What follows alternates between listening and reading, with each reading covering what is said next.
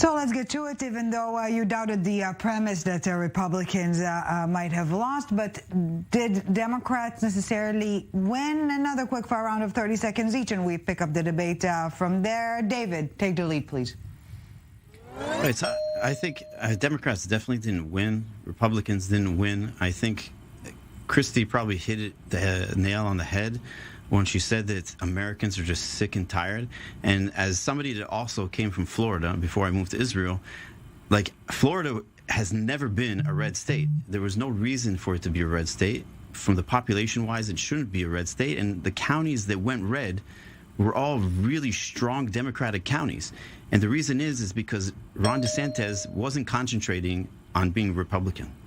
Shai Franklin, your thoughts? Look, everybody's watching the World Cup. You can win the World Cup by 1 point. You can win the World Cup by 1 point. Clearly, the Democrats won the Senate, and they were able to hold the House to within a very small majority for the Republicans. So, and there was a referendum in Kansas about abortion rights, and that the pro-choice team won that because people want to see that. They want to see rights for people and not restricted rights. So it's important we not get cocky. Democrats should not get cocky, but this round we won. Christie Hutcherson, your take?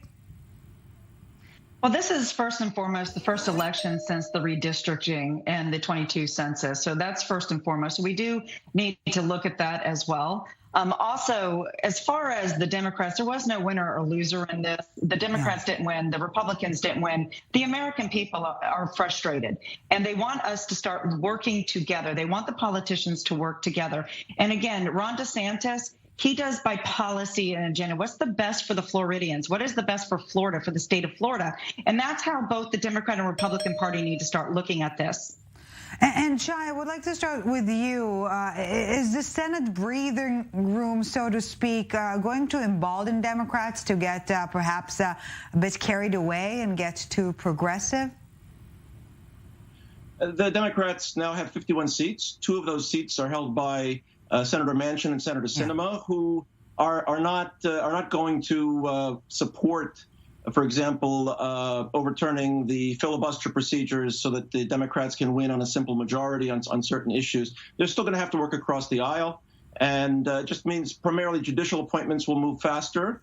And just as previous Republican presidents were able to lock in a larger percentage of Republican judges, Republican-leaning judges, Republican-inspired judges, Democrats will be able to do that as well. It won't reach the Supreme Court now, but a generation from now, the judges who are appointed in the next year or two will be candidates for the Supreme Court.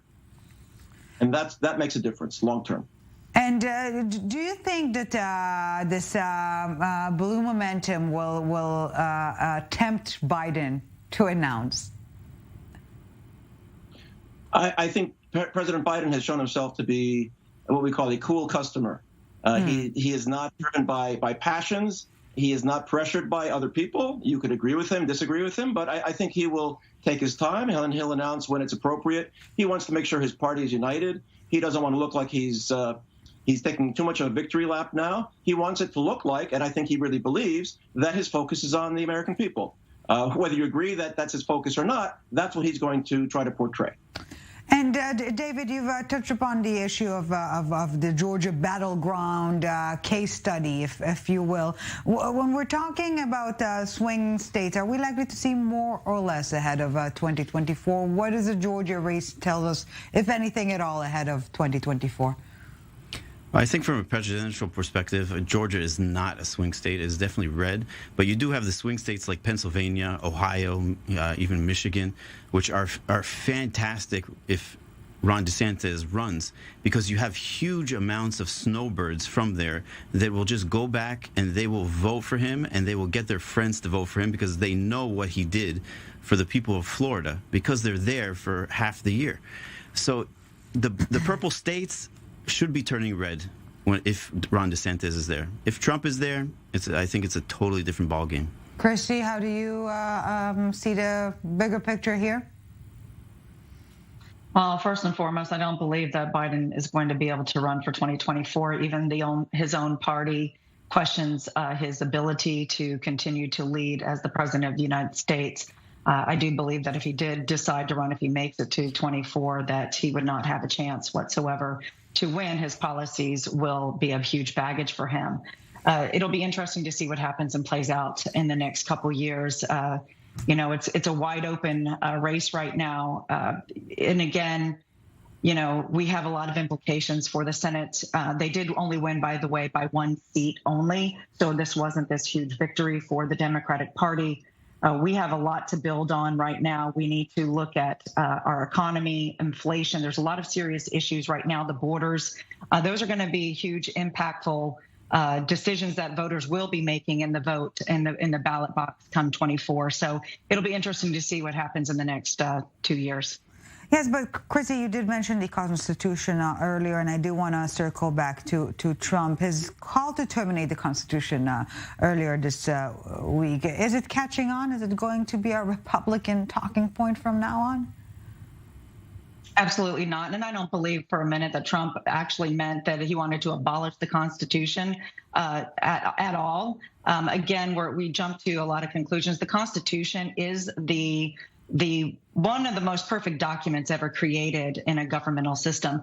And quite frankly, I wish the politicians on both sides of the fence would actually follow the Constitution a little bit more. We have corruption within our DOJ, the FBI. We have collusion with big tech. We have open borders. We have terrorists coming into our nation. We have drug lords. We have people dying of fentanyl. We have we have the highest inflation ever. And we have a lot of issues right now. We have a lot of serious issues. And instead of Biden going down to the border, which he's never been, he says there's more important things on his plate to do. So we need serious people who understand our Constitution, who understand the laws, who are willing to uphold those laws of the land. And if you don't like it, then Congress needs to change them and tweak them. We have right now them looking at making amnesty for dreamers, for illegal people who have come to this nation.